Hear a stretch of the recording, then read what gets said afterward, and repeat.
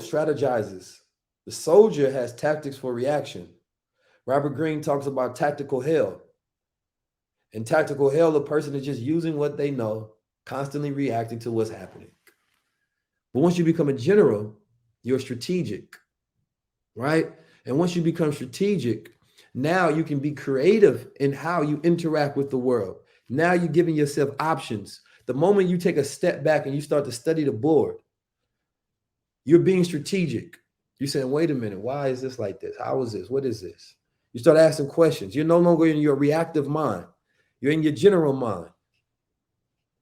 See, Hannibal Barker, he was a 20-something-year-old general. He took over from his father, and he was a military genius that is studied today. He mastered the art of surprise.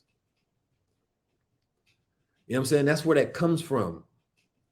Not only that, he mastered the dominions around him. He mastered the African elephant that was so wild, nobody could. And he took this and he conquered. The only one to be able to conquer Rome. Because he mastered self and he had a strategy. But when you don't just have a strategy, you have what's called a grand strategy. And the grand strategy is when you really take a step back, you study the history, right?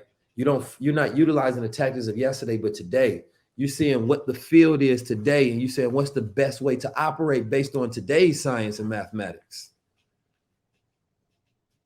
So now you're giving yourself the power of the present. So now you can operate in the way that you need to in order to combat. And then you go on what's called a campaign.